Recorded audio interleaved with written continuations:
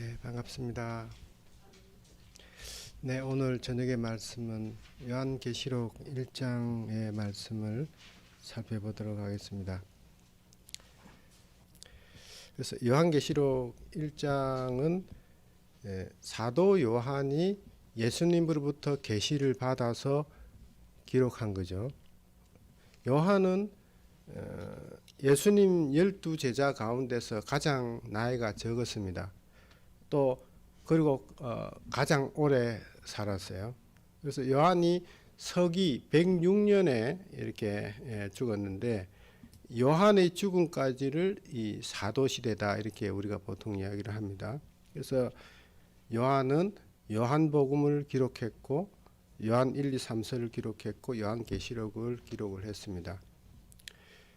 요한이 94년경에 이 도미티안 황제의 핍박을 만나서 기름가마에 들어가는 시험을 당했지만은 그 시험에서 죽지를 않으니까 어쩔 수 없이 이 밤모섬에 유배를 보냈는데 거기에서 요한이 예수님으로부터 계시를 받았습니다. 자, 그래서 이 요한계시록 1장, 2장, 3장은 일곱 교회에 대한 내용이죠. 요한이 예수님으로부터 7개의 이제 편지를 보내라 해가지고 그 편지를 보내죠. 그것은 그 당시 아시아에 있는 7교회에 대한 칭찬과 책망과 이 경고의 내용을 보낸 거지만은 그것이 초대교회로부터 마지막 교회 시대까지 이 교회의 영적 형편을 예언으로서 이렇게 보여주는 것입니다. 자, 그래서 우리가 꼭 기억해야 하셔야 되는 건 뭐냐면은 일곱 교회 에베소, 스무나, 버가모, 도아디라, 사데, 빌라델피아, 라우디아 일곱 교회에 대한 그 예언이 어떻게 되며 그 예언의 기간은 어떻게 되며 하는 것들에 대해서 우리 요한계시록 선생님 해설집에 상세하게 나와 있으니까 그것은 필수적으로 암기를 해둬야 스무나 교회는 언제입니다. 몇 년도부터 몇 년 사이에 있었고 그때 어떤 일이 있었습니다. 어떤 예언입니다. 이렇게 우리가 이렇게 이야기를 이렇게 답이 티 나올 수 있도록 이렇게 만들어줘야 하는 거죠. 예.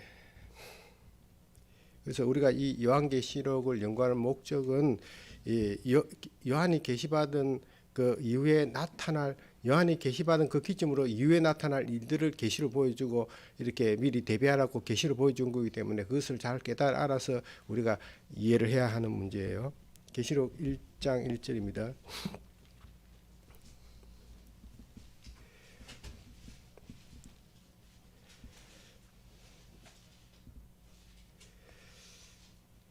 예수 그리스도의 계시라 이는 하나님이 그에게 주사 반드시 속히 될 일을 그 종들에게 보이시려고 그 천사를 그 종 요한에게 보내어 지시하신 것이라. 요한은 하나님의 말씀과 예수 그리스도의 증거 곧 자기의 본 것을 다 증거하였느니라. 이 예언의 말씀을 읽는 자와 듣는 자들과 그 가운데 기록한 것을 지키는 자들이 복이 있나니 때가 가까움이라. 네. 이 계시라 하는 것은 앞으로 될 일을 요한을 통해서 이렇게 보여준 거예요. 그러면 1절에 보면은 반드시 속히 될 일을 그 종들에게 보이시려고 천사를 종 요한에게 보내어 지시하신 것이다 그랬죠. 그래서 여기에 또 어떤 말씀이냐면은 이 예언의 말씀을 읽는 자들과 듣는 자들과 기록한 것을 지키는 자, 기록한 것을 그 말씀대로 지키는 자들이 복이 있다. 그래서 이 다른 성경에는 이런 표현이 없는데 요한계시록에는 이렇게 기록되어 있기 때문에 우리가 이 요한계시록을 특별히 살피고 기록한 대로 지키기를 힘써야 하는 것입니다. 4절 말씀 보겠습니다. 요한은 아시아에 있는 7교회에 편지하노니 이제도 계시고 전에도 계시고 장차 오실 이와 그 보좌 앞에 7년과 또 충성된 증인으로 죽은 자 가운데서 먼저 나시고 땅의 임금들에게 머리가 되신 예수 그리스도로 말미암아 은혜와 평강이 내게 있기를 원하노라. 우리를 사랑하사 그의 피로 우리 죄에서 우리를 해방하시고 그 아버지 하나님을 위하여 우리를 나라와 제사장으로 삼으신 그에게 영광과 능력이 세세토록 있기를 원하노라. 아멘. 볼지어다 구름을 타고 오시리라. 각인의 눈이 그를 보겠고 그를 찌는 자도 볼 터이요 땅에 있는 모든 족속이 그로 인하여 애곡하리니 그러하리라. 아멘. 주 하나님이 가라사대 나는 알파와 오메가라. 이제도 있고 전에도 있었고 장차 올 자요 전능한 자라 하시더라. 네, 여기 아시아에 있는 7교회라고 하는 것은 이 에베소, 스무나, 버가모, 도아디라, 사데, 빌라델피아, 라오디게아 지금 현재 있고 터키에 있는 그쪽을 소아시아라 그러거든요. 아시아에 있는 7교회 보낸 편지는 그 당시 그 아시아의 7교회에 있는 보낸 편지죠. 요한이 밤모섬에서 보낸 편지지만은 이것이 우리는 이 예언으로 해석하는 거죠. 그래서 예수님 성천하신 이후부터 세상 마지막 때까지 7교회, 교회를 7등분으로 해서 7교회의 영적 형편을 예언으로 보여주고 있고 어떻게 하면 이게 나갈 수 있는지 이렇게 방향을 제시해주고 이러고 있는 겁니다. 그 다음에 7절에는 구름을 타고 오시리라 했는데 이제 구름을 타고 오신다는 거나 각인이 다 본다는 것은 예수님께서 영광 중에 온다는 것을 이렇게 말한 거죠. 그래서 사도행전 1장 11절에 우리가 흔히 보면은 예수님 성천하실 때 제자들이 하늘만 쳐다보시니까 천사가 나타나서 예수님께서 가신 대로 오실 것이다. 그래서 마지막에 영광 중에 오실 것을 이렇게 말하고요. 또 요한복음 14장 1절에 보면은 예수님께서 가실 때 내가 간다. 이제 너희를 위해서 내가 저소를 예배하러 가노니 내가 가서 저소를 예배하면 다시 와서 너희를 나 있는데 데리고 가겠다. 이렇게 말씀하셨거든요. 그래서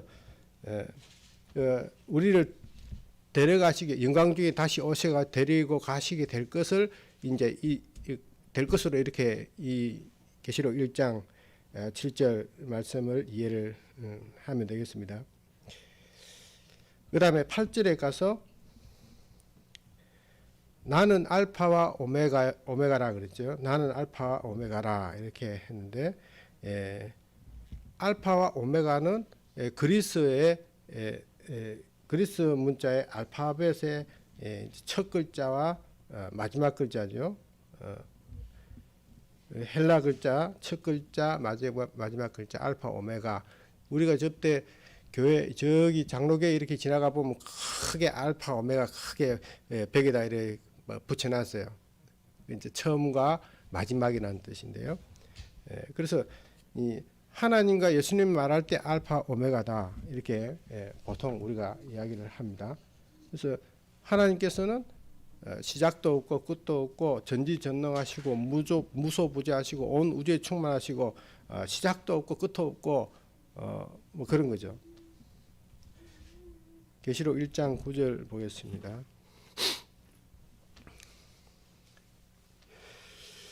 나 요한은 너희 형제요 예수의 환난과 나라와 참음에 동참하는 자라. 하나님의 말씀과 예수의 증거를 인하여 반모하는 섬에 있었더니 주의 날에 내가 성령에 감동하여 내 뒤에 나는 나팔소리 같은 큰 음성을 들으니 가로되 너 보는 것을 책에 써서 에베소, 스무나, 버가모, 도아디라, 사데, 빌라델피아, 라오디게아 7교회에 보내라 하시기로. 네, 여기 반모섬은요. 반모섬은 우리나라의 이 백령도만한 섬입니다. 그거는 그때 당시에 로마의 정치범들의 수용소에 이제 역할을 했거든요. 근데 요한이 복음을 전하다가 도미티안 황제의 핍박을 만나가지고 기름가마에 들어가는 시험을 당했지만은 안 죽어요.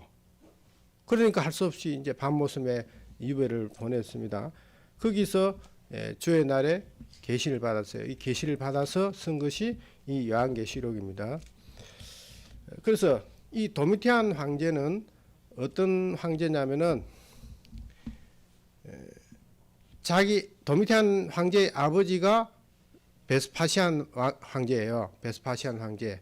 네로 황제가 죽고 안에 내분이 일어나 한 2년 동안 내분이 일어났다가 그 다음에 이제 베스파시안이 이제 황제가 됐고, 그 다음에 베스파시안 다음에 티투스가 황제가 됐는데, 그 티투스가 한 2년 정도밖에 못하고 그 티투스의 동생이 이제 도미티안이 이렇게 황제가 됐거든요. 근데 이 도미티안이 어떤 정책을 폈냐면 로마의 전통적 종교, 로마의 전통적 종교를 고집하고 그 신들을 섬기게 했습니다. 사람들한테. 그리고 자기가 신이라고 했어요. 자기 황제가 신이라고 하고 황제를 갖다 우상을 시키고 그 우상화 하는데 따라오지 않으면은 막 처벌을 하고 그러면서 우리 하나님의 백성들이 우리 하나님 백성들은 하나님 믿고 예수님 믿는데 아니 자꾸 그런 걸 주장하면은 뭐 따라갈 수가 없으니까 결국에는 부닥쳐 가지고 엄청나게 시련을 많이 당했죠. 그래서 이제 요한이 주의 날에 계시를 받았다 이랬거든요. 주의 날에. 근데 주의 날이라고 보니까 일요일 지키는 사람들이 주의 날은 이때부터 봐라 이렇게 주의 날 일요일 날 예배 드렸다 하고 이제 요한계시록 1장에 말을 가지고 이렇게 주장을 하거든요. 그러나 주의 날이라고 하는 것은 일요일을 말하는 게 아니고 안식일을 가르쳐 말한다는 거예요. 그것이 이제 대표적으로 우리가 성경절을 들어서 이야기한다면은 마가복음 2장 28절 잠깐 갔다 오겠습니다. 마가복음 2장 28절.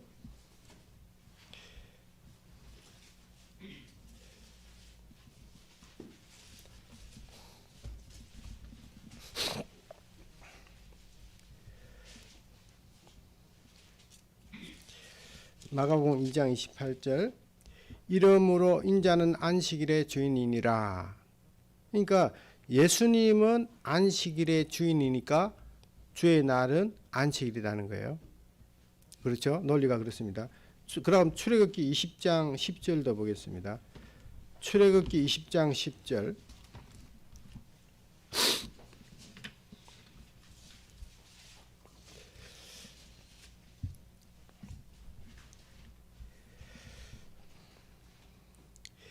제7일은 너희 하나님 여호와의 안식일인즉.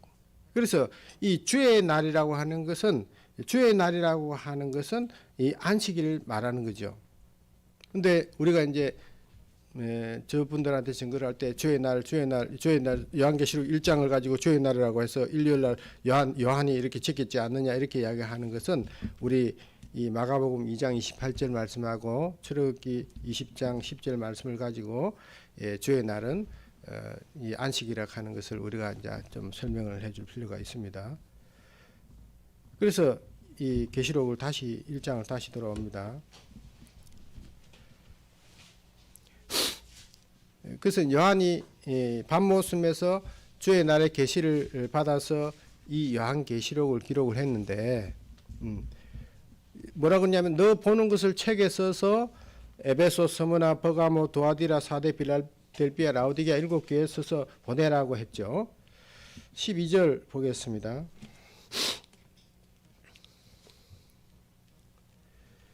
몸을 돌이켜 나더러 말한 음성을 알아보려고 하여 돌이킬 때에 7 금촛대를 보았는데 촛대 사이에 인자 같은 이가 발에 끌리는 옷을 입고 가슴에 금띠를 띠고 그 머리와 털의 희가 흰 양털 같고 눈 같으며 그의 눈은 불꽃 같고 그의 발은 풀무에 단연한 빛난 주석 같고 그의 음성은 많은 물소리 같으며 그 오른손에 7별이 있고 그 입에 좌우에 날성검이 나오고 그 얼굴은 해가 임있게 비치는 것 같더라.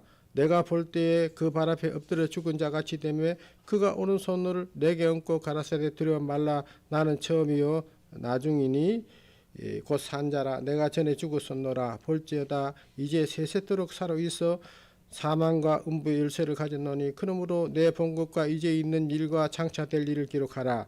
내 본 것은 내 오른손에 7별의 비밀과 7 금촛대라. 7별은 7 교회의 사자요 7 촛대는 7 교회니라. 네. 그래서 요한이 이 말씀하시는 이가 누구신가 하고 이렇게 돌아봤는데 예수님이 서 계셨죠. 근데 예수님이 요한 자기가 보던 그 예수님하고는 조금 상이한 모습의 예수님이었어요. 어떤 모습이었냐면은 발에 끌리는 옷을 입고 금띠를 띠고 머리털은 흰 양털 같고 눈은 불꽃 같고 발은 풀무에 연다는 주석 같고 음성은 많은 물소리 같고 입에서는 날성금이 나오고 인자 같은 이 사람은 예수님을 말하는 거죠. 이 모습이 다니엘서에 똑같이 나타나 있습니다. 다니엘 10장 4절 보겠습니다. 다니엘 10장 4절입니다. 계시록은 다시 돌아옵니다.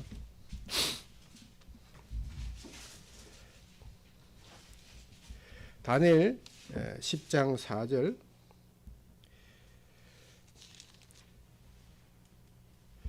정월 24일에 내가 히데겔이라 하는 큰 강가에 있었는데 그때 내가 눈을 들어 바라본즉 한 사람이 세마포 옷을 입었고 허리에 우바스 정금띠를 띠었고 그 몸은 한국 같고 그 얼굴은 번갯빛 같고 그 눈은 햇불 같고 그 팔과 발은 빛난 녹과 같고 그 말소리는 무리의 소리와 같더라.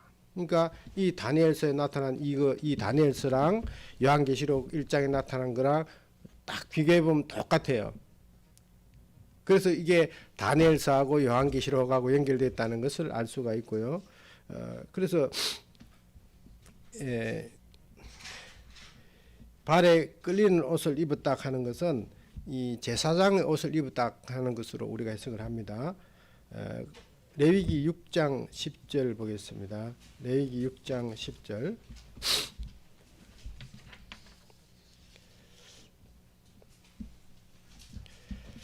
레위기 6장 10절입니다.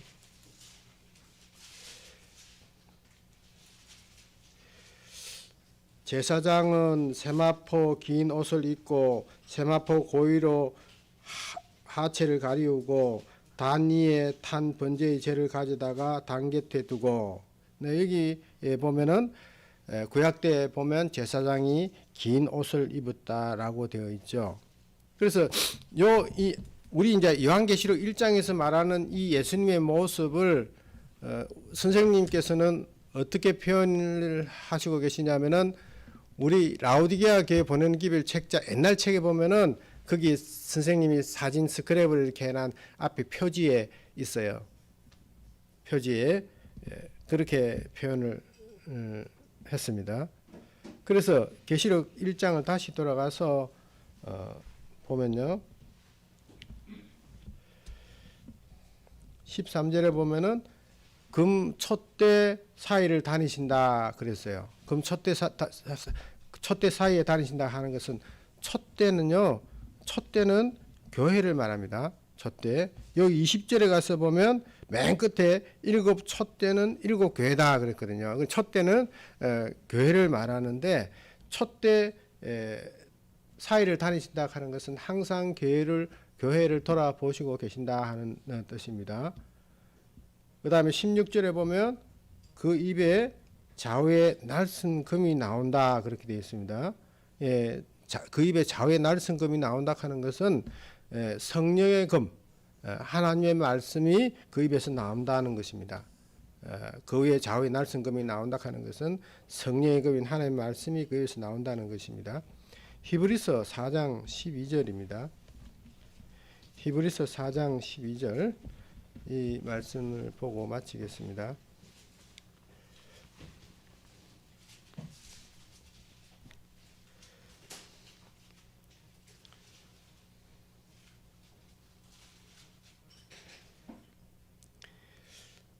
하나님의 말씀은 살았고 운동력이 있어 좌우의 날선 어떤 것보다 예리하여 혼과 영과 및 관절과 권수를 찔러 쪼개기까지 하며 또 마음의 생각과 뜻을 감찰하시나니 지으신 것이 하나도 그 앞에 나타나지 않음이 없고 오직 만물이 우리를 상관하시는 자의 눈앞에 벌거벗은 것 같이 드러나느니라. 그러니까 하나님의 말씀은 날선 금보다 예리하다 그랬어요. 자, 우리가 이제 이런 생각을 해볼 필요가 있죠. 우리가 이 말씀을 증거하는데 내가 어정쩡하게 말하는 것이 아니고 내가 하나님 말씀을 분명한 하나님 말씀을 가지고 쳐버리면은 그러면 꼼짝 못해요. 꼼짝 못해야 정상이에요. 이 말씀대로 하자면. 그러면은 우리 하나님 말씀을 정통하게 익혀서 정통하게 때리면은 그게 안 넘어갈 이 세상에서 안 넘어갈 거는 아무것도 없다는 것을 이런 말씀들을 통해서 우리가 확신을 가지는 것입니다. 그래서 이 요한이 무서워 가지고 이렇게 엎드려 가지고 죽은 자가 또 있으니까 손을 얹어 갖고 두려워 말라 이렇게 말씀하셨고요. 그래서 내 본 것과 이제 있는 일과 장차 될 일을 기록하라. 그래서 요한이 이 요한계시록을 기록을 해서 이제 예수님 명령 받고 이렇게 이 기록을 남겼죠. 그래서 장차 계시록은 요한의 기점으로 봐서 장차 될 일을 예언으로서 계시로 보여준 것이고 우리는 그것을 좀 더 자세히 이제 알 필요가 있고요. 그래서 항상 선생님께서 어떤 말씀을 하시냐면은 이게 좀 이 다니엘서나 요한계시록은 이게 한꺼번에 듣는다고 해서 다 이해가 되는 게 아니고 이렇게 자꾸 이 되풀이해서 듣고 또 항상 시간 날 때마다 시간을 내 가지고 이렇게 공부를 하고 이렇게 했거든요. 그래서 요거를 우리가 좀 더 이제 살펴보는 기회를 많이 가졌으면 좋겠습니다. 오늘 말씀 마치겠습니다.